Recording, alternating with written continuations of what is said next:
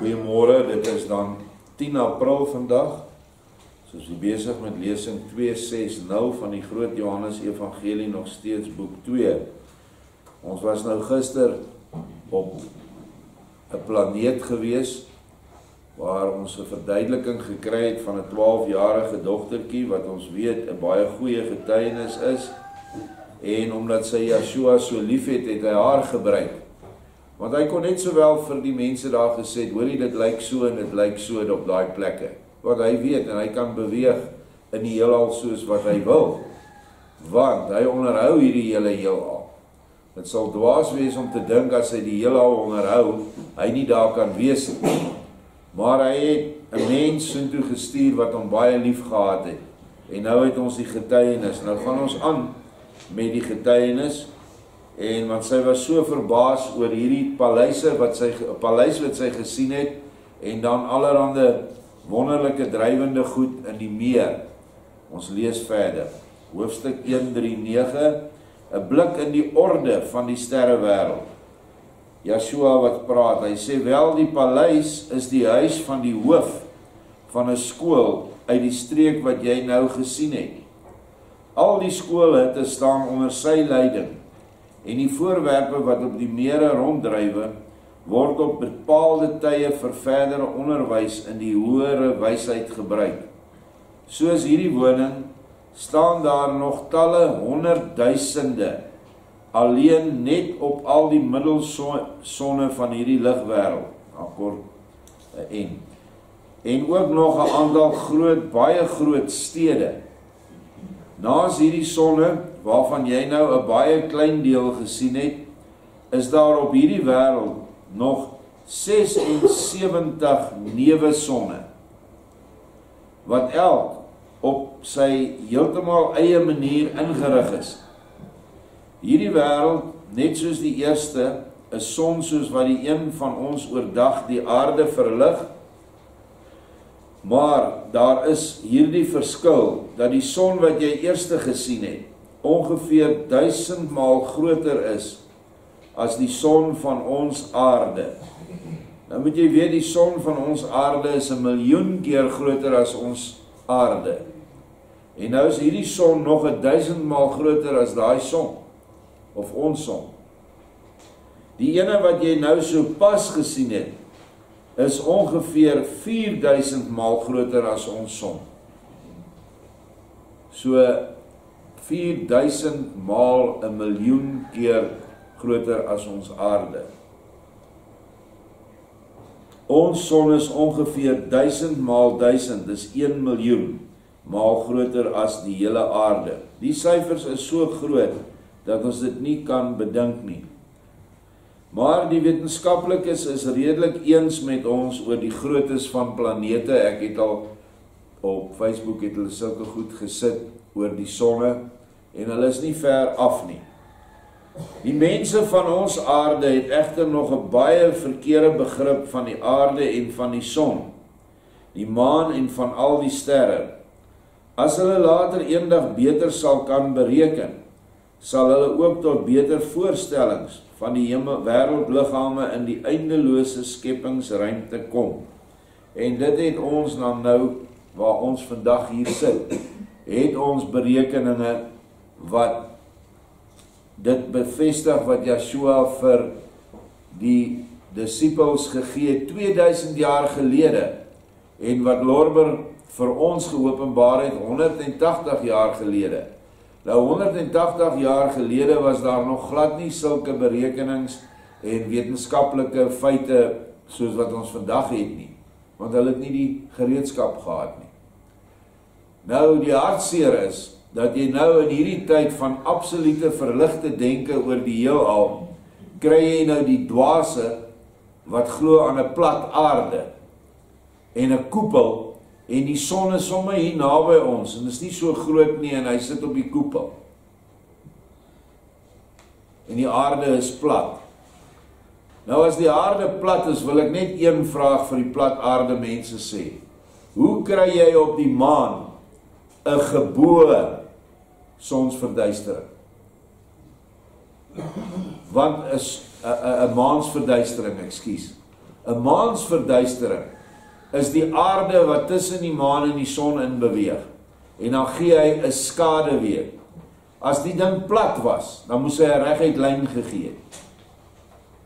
Maar jy kan nie met daai mense praat nie, hulle is gewoonlik so geanker in die letter van die wet, dat jy geen simboliese dinge met hulle kan bespreek nie, jy kan geen wetenskaplike feite praat met hulle nie. Joshua het in hierdie nuwe openbarings vir ons talle kere gesê die aarde is rond. Hy het die grootes ook nog gegee, wat nou vandag bevestig word.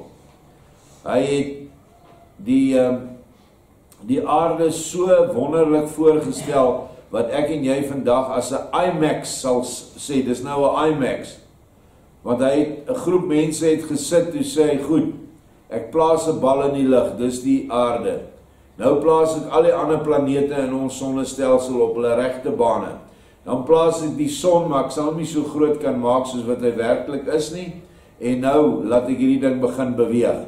Dan draai al die planete om hulle aste en hulle draai om die son. Hy het dit gedoen. En as jy dink hy kan nie, dan sê ek vir jou, hy kan enigiets doen.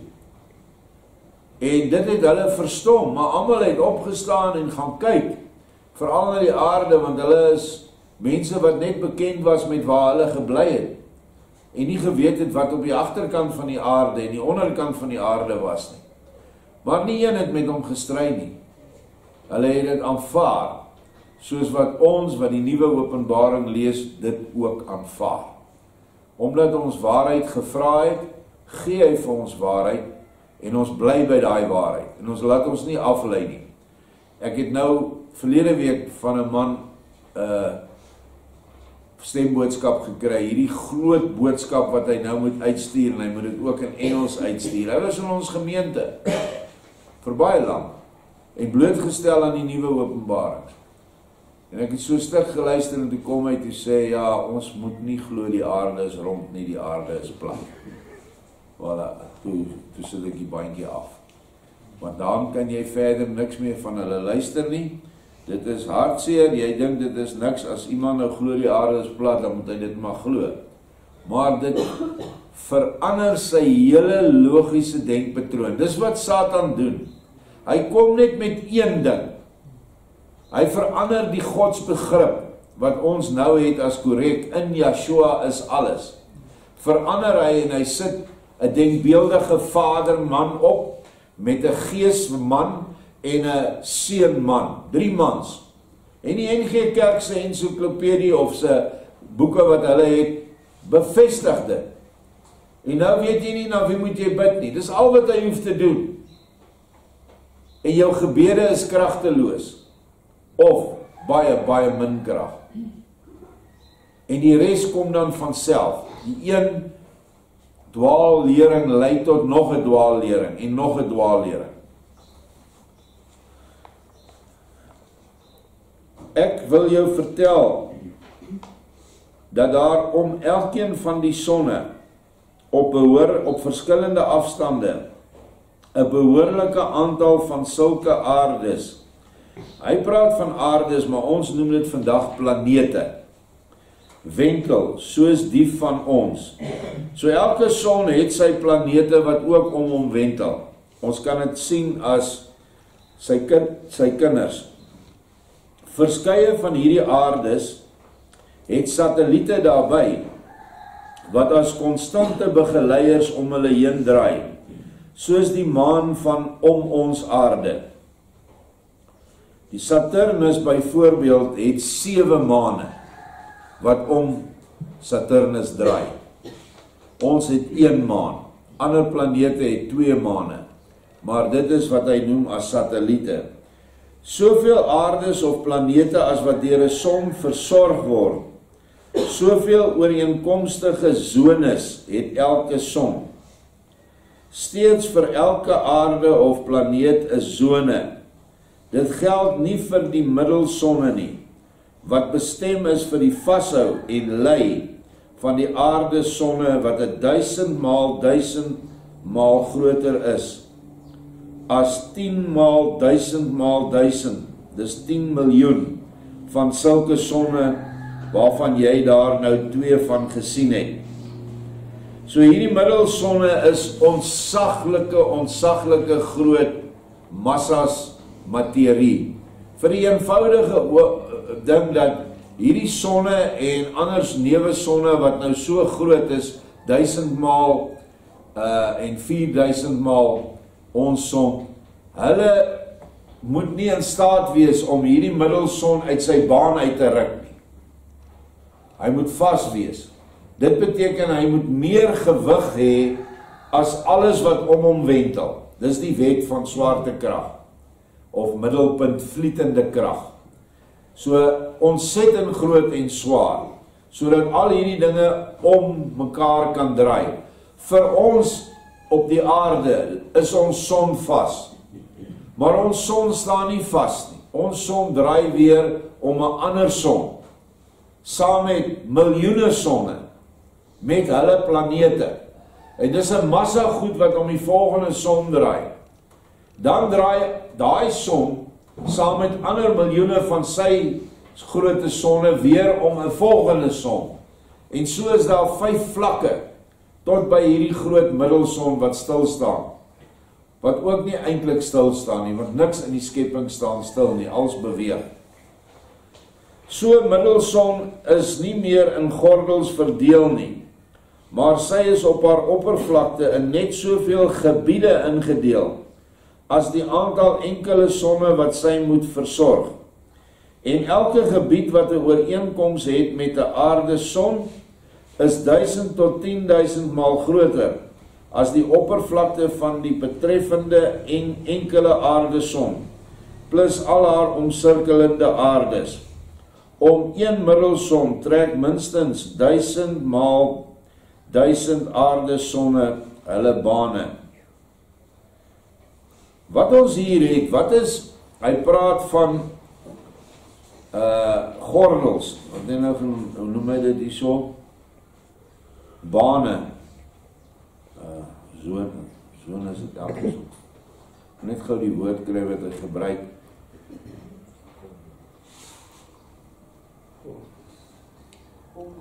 Gordels, ja, gordels. As ons nou die son gaan bekyk, ek het nou vir julle gesê, die son is nie 'n brandende vlam nie, dis die atmosfeer van die son wat brand, wat sy lig na ons toe stuur. Dit is soos 'n groot spieël, waarvan 'n persentasie nou lig ingeskyn word na die son se oppervlakte toe, sodat wesens, menslike wesens, semi-menslik, semi-geestelik daar kan woon. Nou, by die ewenaar van die son, het jy 'n linker gordel en 'n regter gordel, 'n noord en 'n suid gordel. Dan het jy nog een, ek dink daar 7 gordels op die son en 7 aan die noorde kant en 7 aan die suide kant. Vir elke planeet wat die son bedien, is daar 'n plek waar mense wat nie volledig gevorm is nie volledig geestelik oorgegaan het na die hoogste hemel toe nie, kom van hulle planeet af, nadat hulle paadjie daar geloop het, kom hulle dan na die son toe. En daar leef hulle in daai gordel wat onoorkomlik is na die volgende gordel.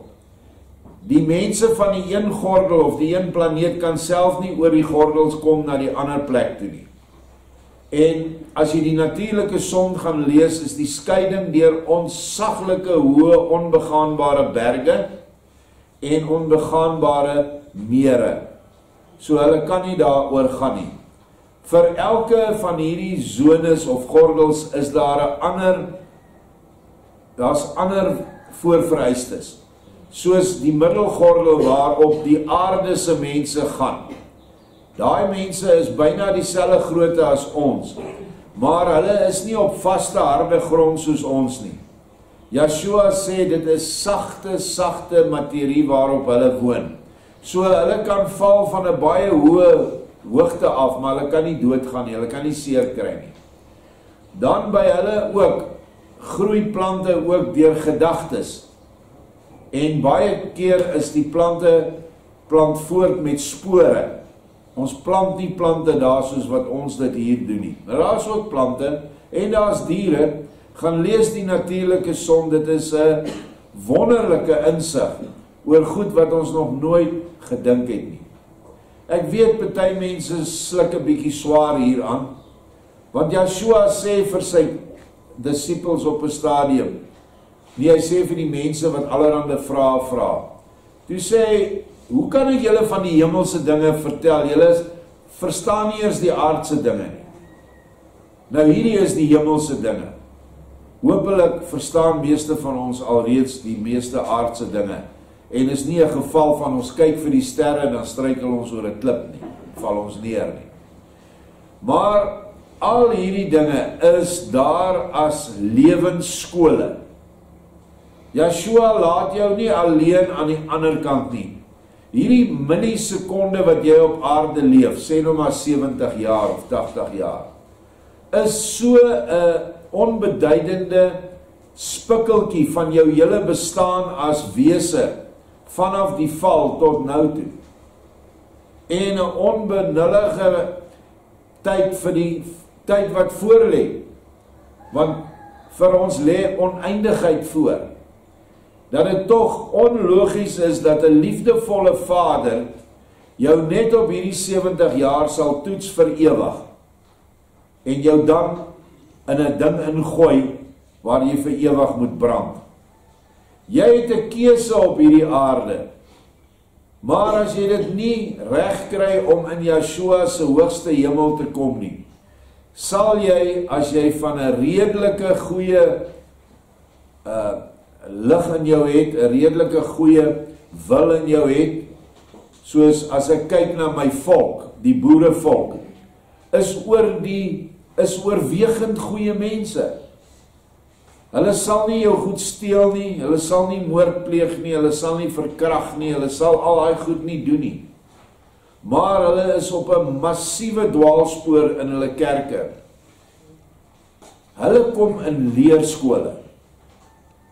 Al die ander volkere het hy in die vorige lesing gesê, wat ook 'n liggie in hulle gehad het, waar hy nou ook al in die middel van China was, of in die middel van die Kongo woud, waar hy 'n pygmee was, wat daar in die bosse rondgehardloop het. Daai wesens kom weer op soortgelyke plekke, as hulle 'n bietjie liefdeslig in hulle gehad het vir hulle medemens. Want ons is almal, het daai klein korreltjie liefde in ons. En dan gaan hulle pad. Hulle is die wat Vader noem, die kinders wat nog in doeke is. Maar eendag word kinders wat in doeke is tog mondig. En dit is waarom daar nou 'n nuwe Jerusalem op aarde opgerig word. Is om hierdie klein kinders, hierdie doeke kinders en kinders wat nog basies in die laerskool is, en party in die hoërskool, dat hulle dan gebore kan word op hierdie hernuide aarde wat Yeshua gaan herskep, en hulle 'n baie beter kans het om dan die taak van 'n mondige kind eendag te vervul wanneer hulle groot mense is. Dit is die hele doel. So die nuwe Jerusalem is die skool van alle skole.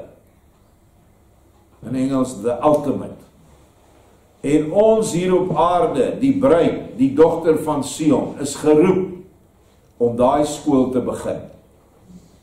Dit is 'n ontsettende groot voorreg waarin ons deel. En wat Yeshua in die Bybel sê, dit sal plaasvind in suidelike Afrika. Beginnende deur 'n volk wat oral gehaat word deur die wêreld. En in Jesaja 29 sê, julle sal gehaat word vir 'n woord. Watter woord? Apartheid. Want die skepping is apartheid. Dis hoekom die sonne zones het, en hulle nie oor die goed kan kom nie. Dit is hoekom hy nie almal op een groot planeet geplak het in die heelal nie, maar verskillende planete, verskillende sonne, alles, want soorte moet geskei word en soort hoort by soort. En as jy na Satan se aanslag kyk, sien jy sy groot aanslag is om die soortigheid te breek. Hy doen alles in die plantewêreld om die goed te meng. Hy doen alles in die dierewêreld om die goed te meng, en hy doen alles in die mensewêreld om te meng en te verbaster. En so doen hy ook in die gees, die waarheid met die leuen. So, as jy mooi na alles kyk, sien jy, dit sluit tog so mooi aan, by wat ons tot nou toe op die aarde geleer het van Yeshua. Die heelal is net 'n ekstensie daarvan. Maar, dan is daar nog middelsonne, waarom weer 1000 maal 1000 van die genoemde middelsonne met hulle aardsonne beweeg, en dan weer middelsonne waaromheen die middelsonne van die tweede kategorie beweeg, en uiteindelik 'n gemeenskaplike middelwêreldliggaam, wat daar bevind in die onmeetlike diepte van 'n middelsonnegebied, en geen ander beweging het as om haar eie as nie.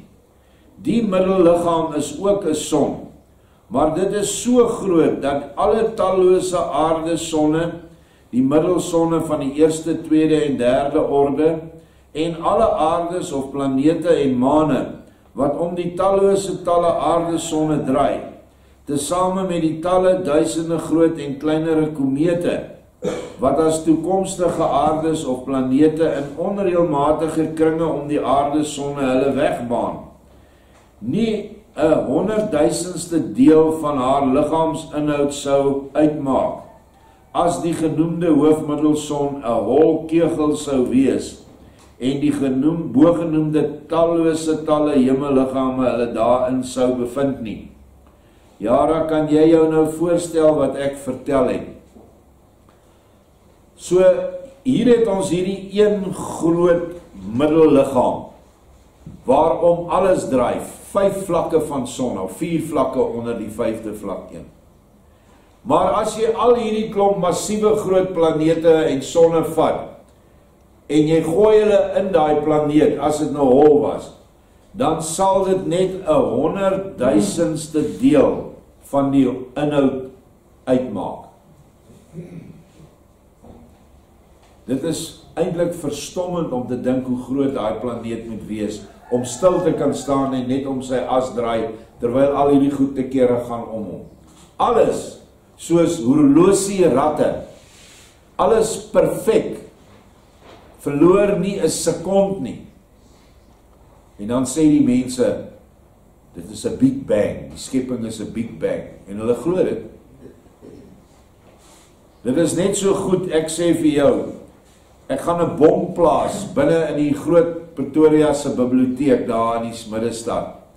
En dan skiet daai bom daai hele biblioteek in flarde, jy sien net boeke trek. En al die boeke val so terug en al die bladsye val weer bymekaar en hulle is almal reg.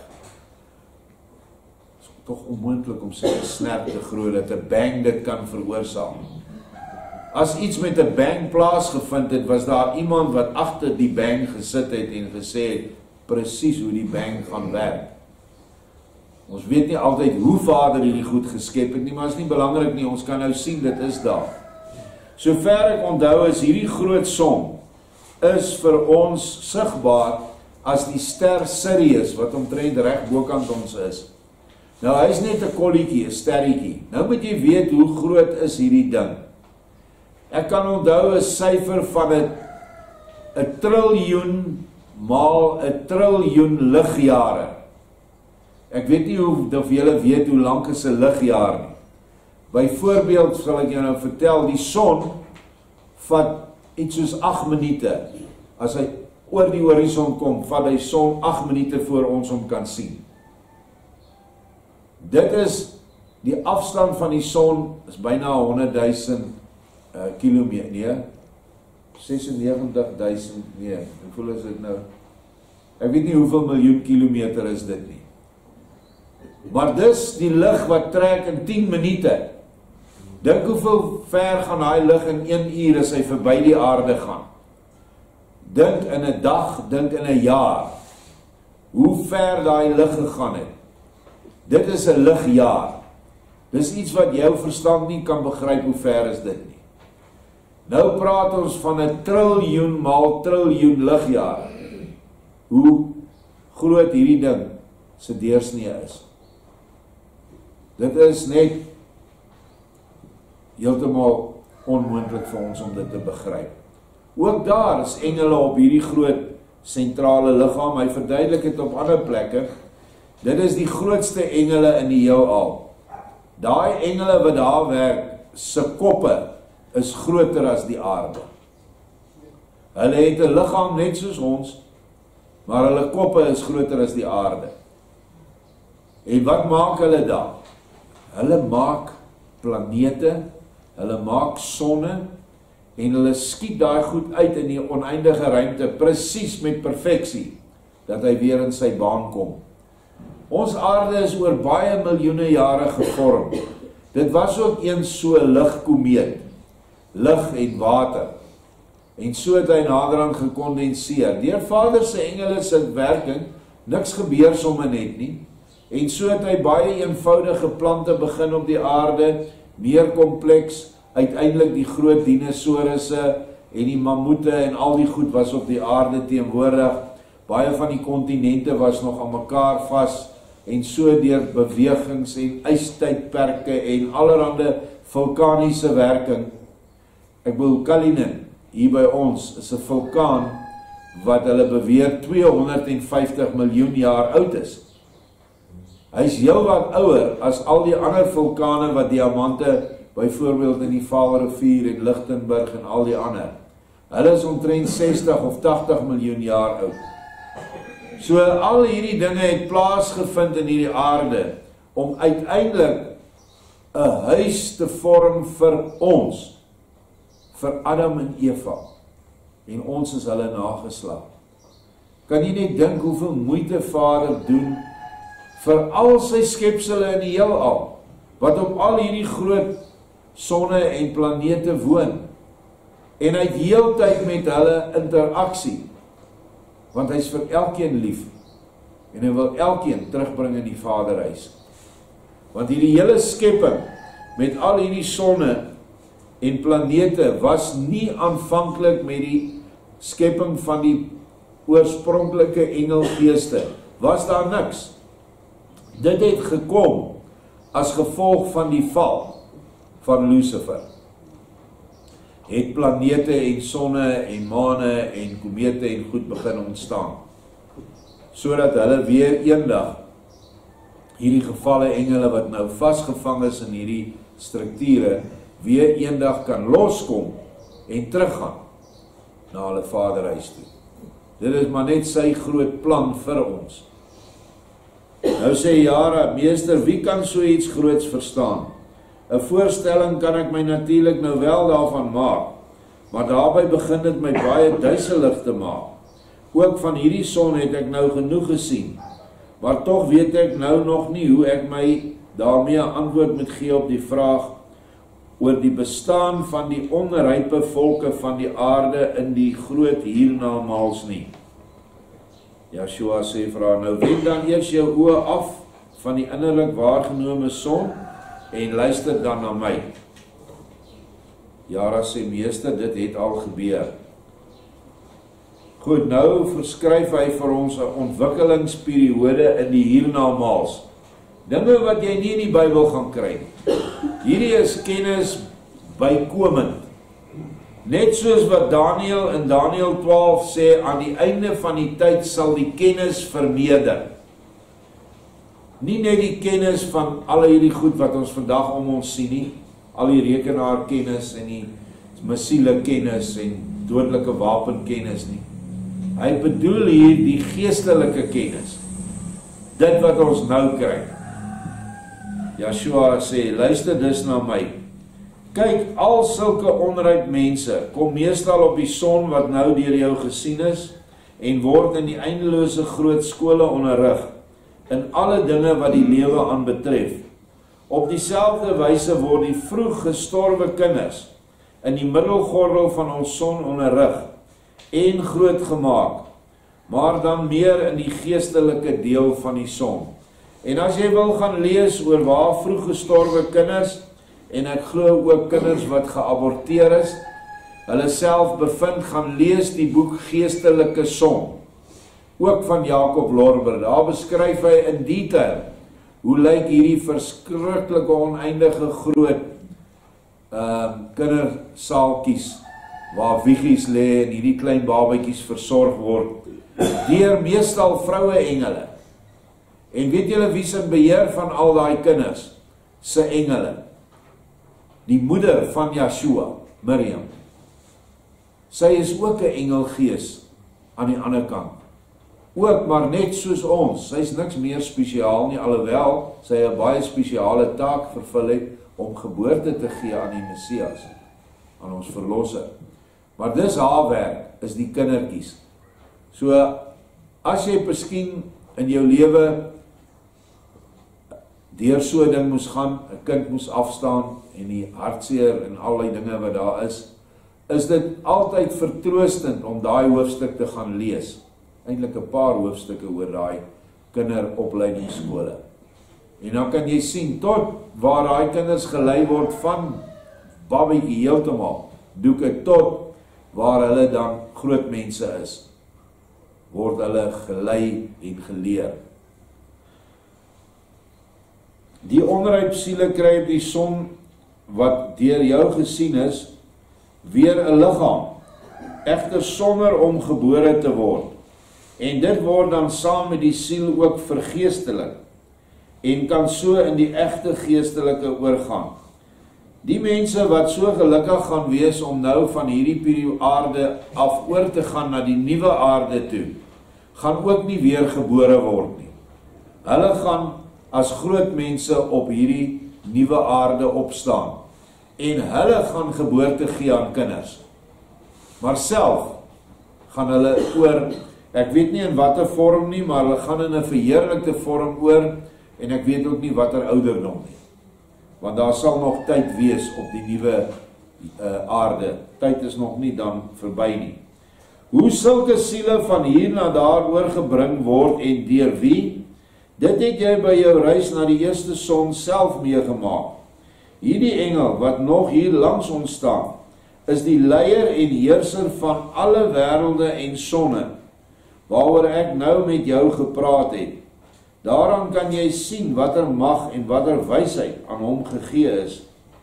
Die tallose talle engele wat jy nou in lange rye om jou heen sien, het 'n soortgelyke werk, want in die ewige dieptes is daar volgens menslike begrippe nog ontelbare sonnewêreldgebiede met elkeen so 'n vorige beskrewe hoofmiddelson. En elkeen van die songebiede word die een van hierdie engele bestuur.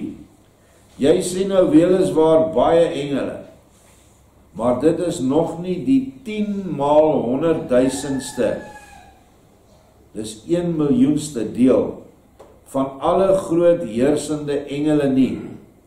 Laat staan die kleinere engele, aan wie vir 'n spesiale toesig en leiding enkele sonne en aardes en kleinere wêreldgebiede toevertrou is nie. So daar's nog kleinere engele wat net oor een planeet toesig hou, of oor een son.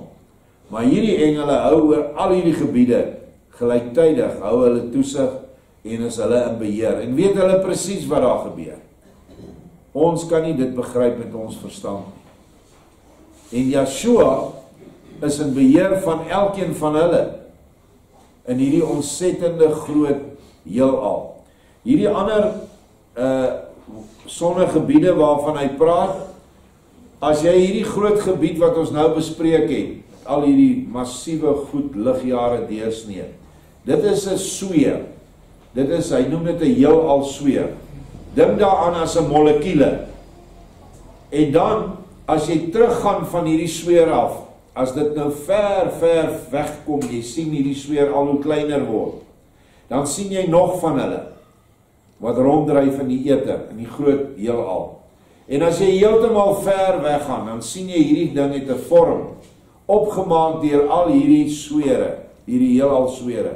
En dit vorm 'n mens, die groot wêreldmens Lucifer, nou Satan, wat gebore is in 'n gebore vorm, met sy kop op sy knieë, sy hare hang hier oor sy kop. Dit is die gevalle Lucifer. Hierdie hele groot skepping. So Lucifer is nie 'n ouetjie wat hier rondhardloop, 'n swart mannetjie met rooi horingkies en 'n rooi stert nie. Hy is 'n ontsaglike magtige wese. Wat verslaan is, Yeshua het hom verslaan by Golgotha. En hy het nou in hierdie groot wêreldmens die vonkie lig aangesteek in die hart van hierdie wêreldmens. En die hart is hier waar die aarde is. En waar die presiese punt van die hart is, was Golgotha. Dit is eintlik wonderlik.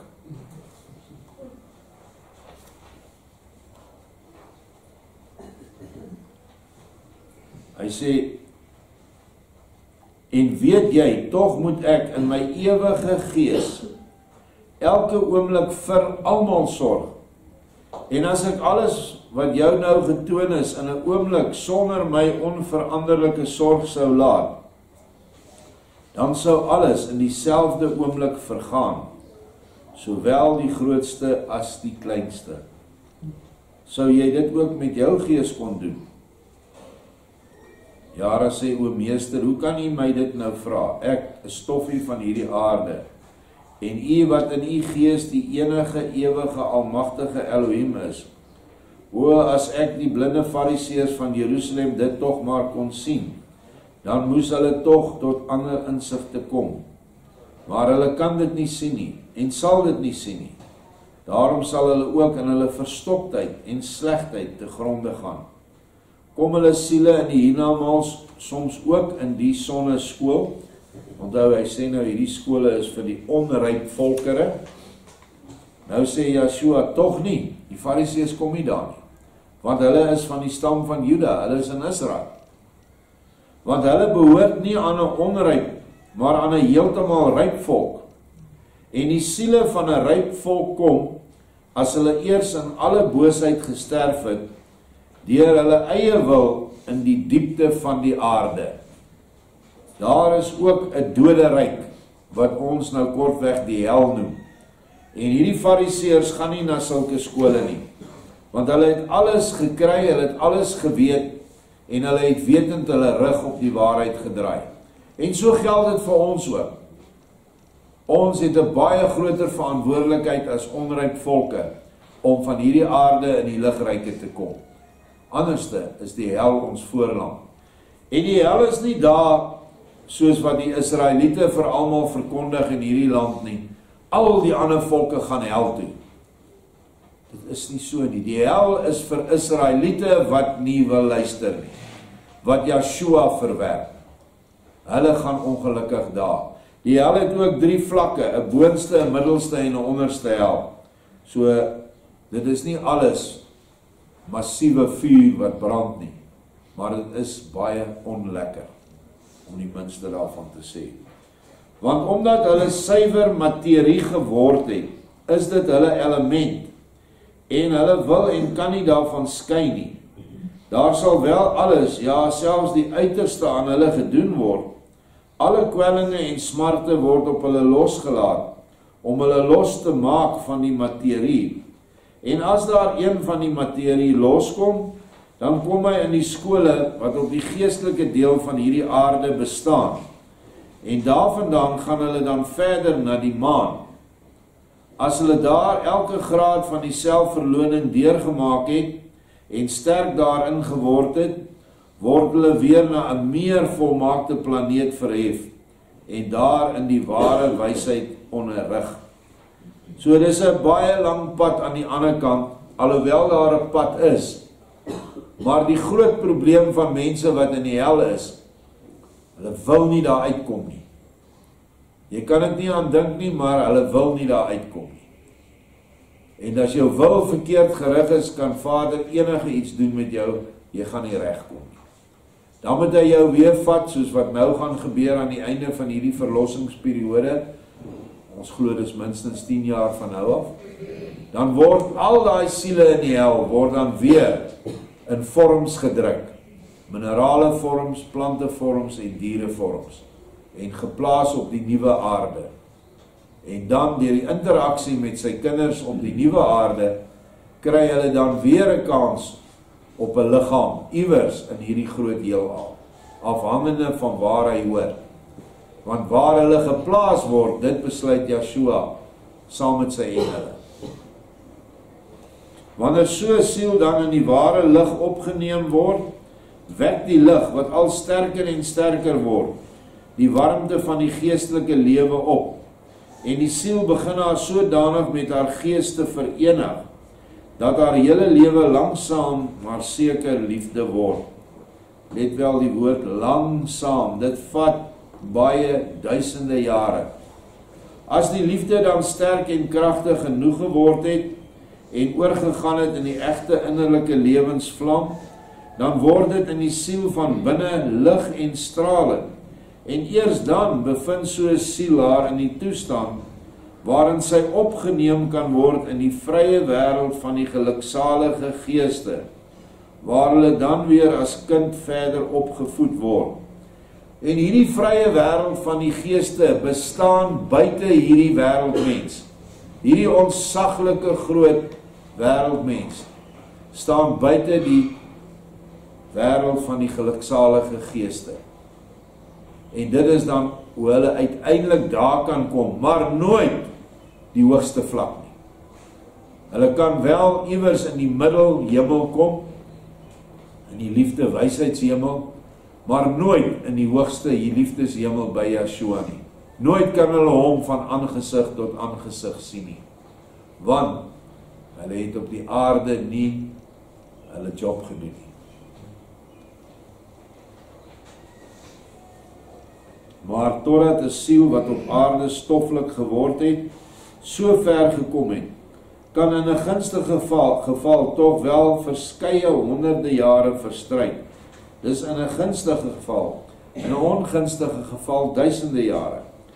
Nou lees ek egter in jou hart dat jy my weer iets wil vra. En ek sê vir jou, vra, want jou vraag het 'n goeie rede. Maar rig hierdie keer jou vraag aan die engel wat by ons staan. Hy sal jou ook 'n korrekte antwoord gee. Nou ja, hier is baie feite. Kan 'n mens dalk oorweldig van die rots afstamp waarop jy nou staan, maar moenie. Lees dit maar weer deur.